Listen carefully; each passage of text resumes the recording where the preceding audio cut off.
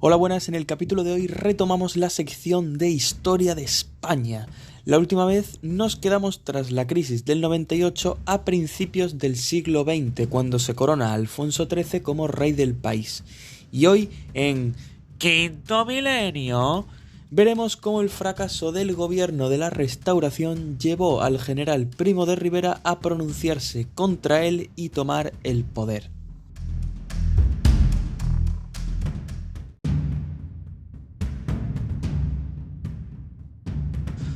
Antes de comenzar a contar los hechos, voy a empezar explicándoos un poco lo que llevó al general a realizar el golpe de estado. Lo primero, como dije en el capítulo anterior, fue el choque que causó en el pueblo la pérdida de las últimas colonias españolas, ya que es aquí cuando el pueblo empieza a cuestionar la veracidad del sistema político del momento. A pesar de que España pudo conservar los enclaves en Marruecos, no pudo impedir que el sistema político se fuese yendo poco a poco a la mierda, ya que las dos primeras décadas del siglo XX estuvieron plagadas por una serie de crisis, para variar. Una de ellas fue la Semana Trágica de Barcelona en 1909, un conflicto llevado a cabo en el lugar donde siempre se lía en España, Cataluña.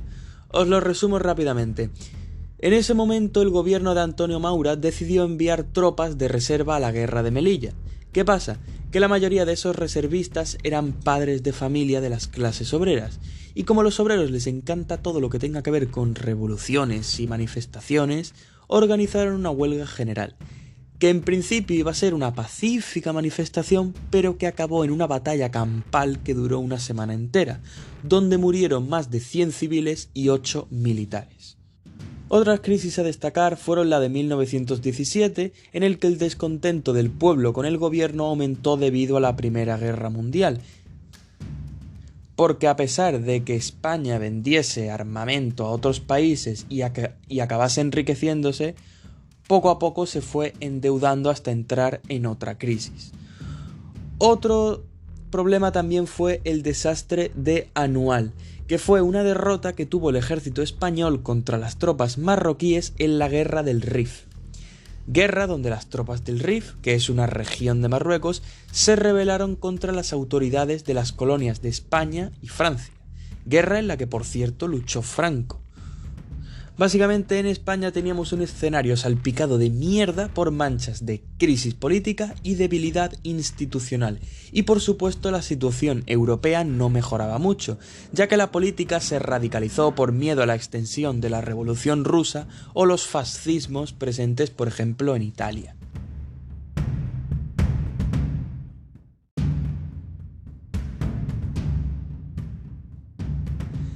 García Prieto intentó democratizar el gobierno, pero esto fue totalmente inútil. Estaban ya todos hartos y Miguel Primo de Rivera la puso sobre la mesa y dio un golpe de estado el 13 de septiembre de 1923.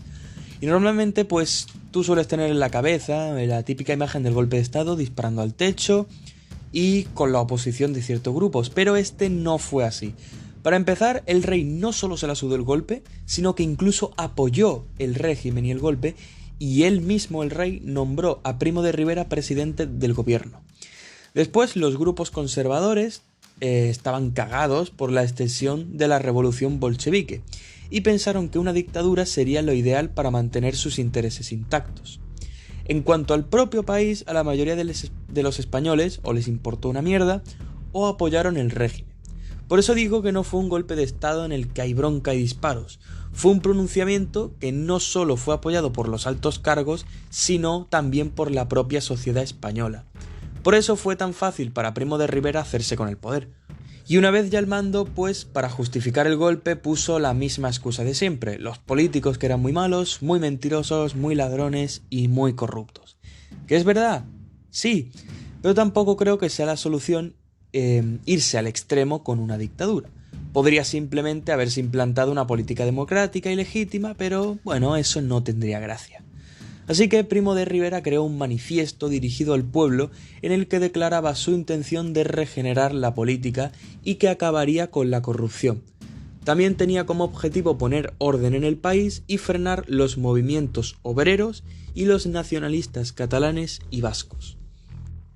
En el golpe tuvo gran importancia el llamado Expediente Picasso, un informe que nada tiene que ver con el pintor malagueño, sino con el general Juan Picasso que lo redactó. Este informe amenazaba con crear problemas para algunos altos cargos del ejército e incluso al propio rey. De esta forma frenaron las intenciones de algunos diputados que estaban pidiendo discutir en las Cortes algunos episodios de corrupción relacionados con la guerra del Rif. Esta dictadura duró nada más y nada menos que 7 años y se dividió en 2 periodos principales: el Directorio Militar de 1923 a 1925 y el Directorio Civil del 25 al 30.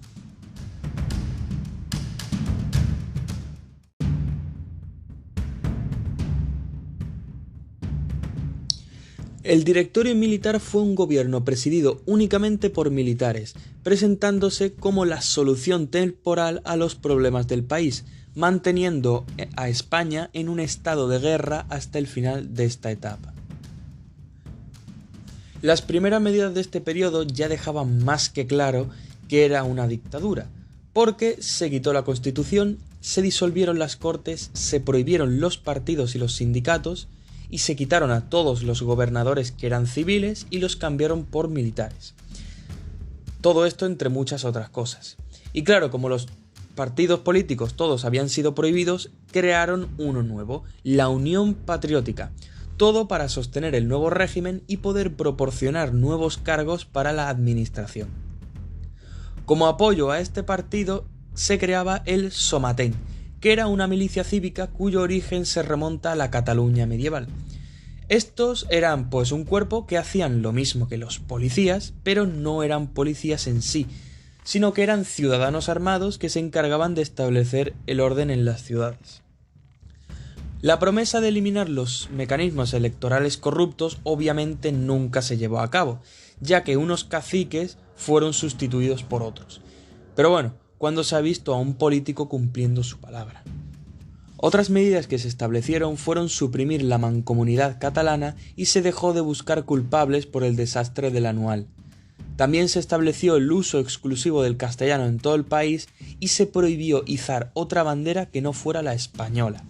Estas medidas cabrearon bastante a cierta comunidad de España, no creo que haga falta que diga cuál es. Aún así, el régimen consiguió establecer la paz social, ya que encargó al ejército que se ocupara del orden en las calles y reprimió fuertemente los sectores más revolucionarios del movimiento obrero, como los comunistas y los anarquistas que siempre están por ahí dando un poco por culo. O sea que en las calles ya no había revueltas y ya no había manifestaciones porque el ejército ponía mano dura. Pero durante estos años de mandato, Primo de Rivera no podía sacarse un nombre de la cabeza. Ese nombre era Muhammad ibn Abd el-Karim el-Khattabi, presidente de la República del Rif, que continuaba dando guerra en las fronteras con España y sus protectorados.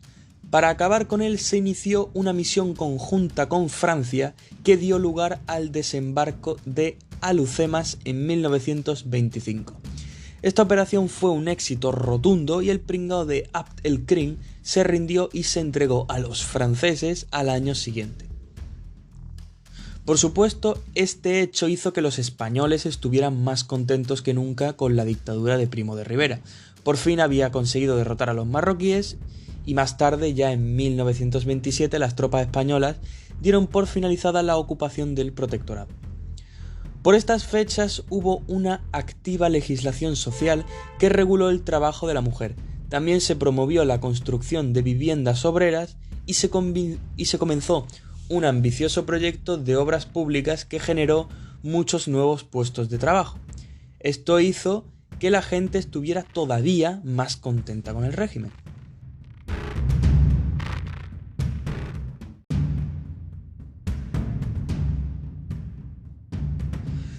Llegado a este punto, como todo el mundo lo adoraba, Primo de Rivera estaba más contento que un tonto con un lápiz, así que decide volver a permitir que los civiles entren a la política, sustituyendo el directorio militar por el civil. Todo para normalizar de nuevo el sistema y que se pudiera integrar el régimen completamente en el país. Porque como ya dije al principio, Primo de Rivera vería este periodo de dictadura como algo temporal, pero con el paso del tiempo empezó a querer que la dictadura perdurase. Algunos ministros que destacaron en este nuevo gobierno fueron Calvo Sotelo en Hacienda y Eduardo Aunós en el Trabajo. En 1927, Primo de Rivera crea la Asamblea Nacional Consultiva, que era un organismo político compuesto por 400 miembros, simplemente para consultar y discutir ciertos asuntos, muy parecido al que tenía Italia. Esta asamblea estaba encargada de redactar un estatuto fundamental de la monarquía, que era como una especie de constitución en un sistema liberal, pero el proyecto no le gustó a nadie y nunca llegó a ser aprobado. Así que una cosa menos que estudiarse.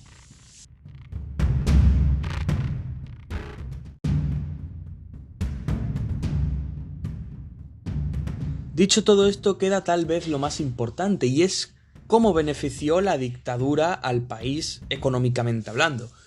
Bueno, para empezar, tras la Primera Guerra Mundial, algunos de los países aliados empezaron a notar un crecimiento en su economía.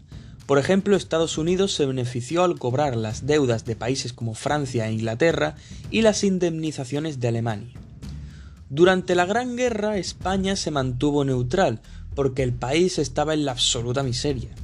Pero, eso sí, se aprovechó para vender armamento y material de guerra a ambos bandos, lo que generó también un gran crecimiento en la economía española. Pero después entró en quiebra porque el gobierno no supo gestionar este aumento. Ahora, al acabar la guerra, en los llamados felices años 20, España tratará de hacer lo mismo, aprovechándose del boom de la economía extranjera. ¿Lo harán bien esta vez? Sigan viendo o escuchando. Con todo este dinero, Primo de Rivera inició una serie de proyectos bastante ambiciosos. Por ejemplo, se avanzó en la construcción de ferrocarriles, carreteras, centrales hidroeléctricas, etc. También se crearon monopolios estatales como Telefónica en el sector de comunicaciones y Campsa en el energético. Se aprobó también el Decreto de Protección de la Industria Nacional, que daba ayudas a las empresas que no pudiesen competir con otras extranjeras. También en varias ciudades se construyeron barriadas populares para compensar la falta de viviendas. Que estas barriadas no eran más que chabolas a las afueras de la ciudad, pero al menos la gente tenía un techo bajo el que dormir. Todas estas cosas, como ya he dicho antes, al Primo no le salieron gratis. ¿Y de dónde iba a sacar todo ese dinero? Pues de ayuda extranjera. Y estas ayudas acabaron convirtiéndose en deudas que hundieron al país durante años. Así que volvemos otra vez a lo mismo. Y no penséis que fue porque todas estas medidas no generasen ingresos. Todos esos ferrocarriles y centrales energéticas al final generan mucho dinero. Lo que pasa es que la deuda era demasiado grande. Y claro, a pesar de todos estos proyectos, la dictadura descuidó algunos aspectos del país, como por ejemplo los graves problemas en el campo español, que necesitaba urgentemente una reforma agraria que solucionase el problema de la estructura de la propiedad de la tierra y el problema de los jornaleros. Estas reformas jamás llegaron, lo cual cabreó a estos sectores.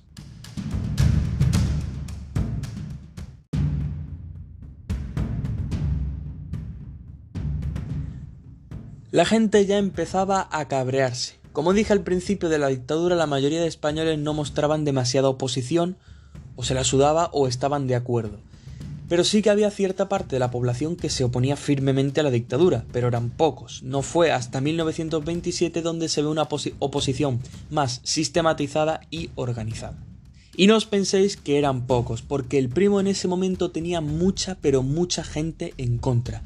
Para empezar, estaban la mayoría de los líderes de los antiguos partidos de la Restauración, los republicanos, que crearon la Alianza Republicana, de la que formaban parte, y quedaos con estos nombres, Lerroux, Azaña y Alcaraz Zamora. También estaban los anarquistas y los comunistas, muchos intelectuales como Miguel de Unamuno y Ortega y Gasset. Los catalanes también estaban bastante enfadados porque el régimen había prohibido su idioma y su baile, que eran su seña de identidad. Muchos estudiantes también se agruparon en la Federación Universitaria Española y comenzaron a hacer manifestaciones por todo el país. Y por si no fuera poco, se le pusieron en contra partidos como la CNT y algunos miembros de la Liga Nacionalista, partido que inicialmente apoyaba al dictador. Básicamente nuestro amigo Primo de Rivera tenía a todo el puto país en contra.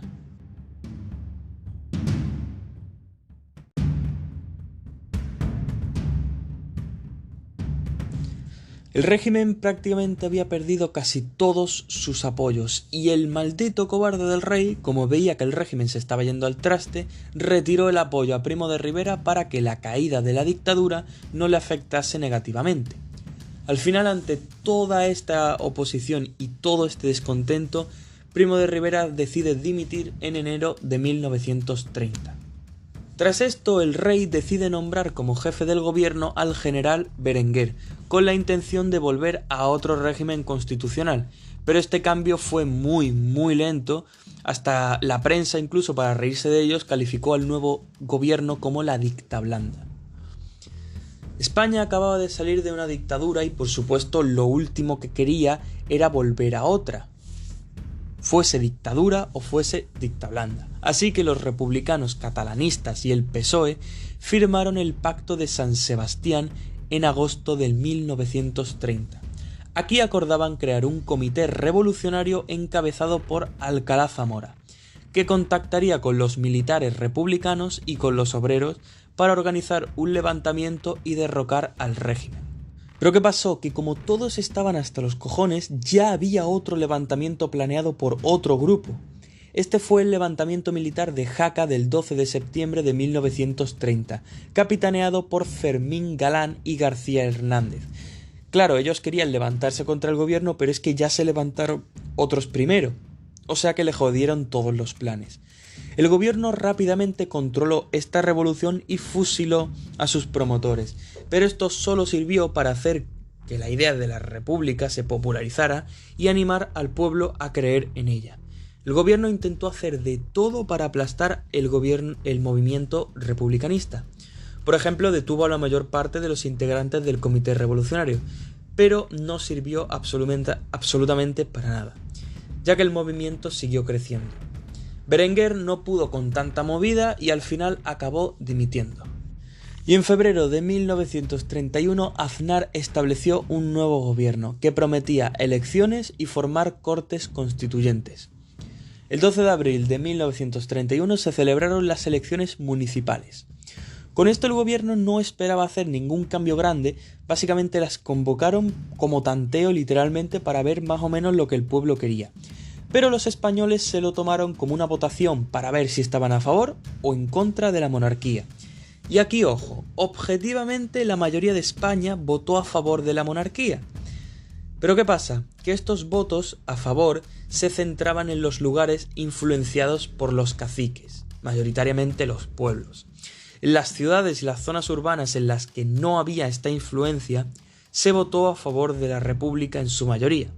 Y al final estos votos son los que cuentan, ya que ellos piensan por sí mismos y no están influenciados por nadie.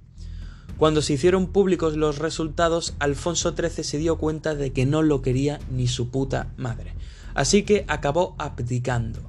Finalmente, el 14 de abril de 1931 fue proclamada la Segunda República Española, que veremos en el siguiente capítulo.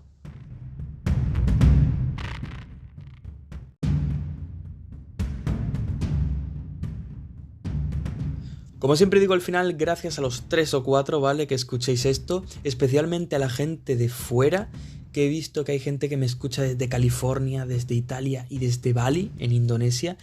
Me alegra bastante que el podcast no solo se limite a España, aunque por supuesto también gracias a todos los que sois de aquí, que sé que me escucháis desde Castilla, las dos Castillas, desde Murcia, Galicia, Valencia, Cataluña. A todos esos, gracias también y nos vemos en el siguiente capítulo. Adiós.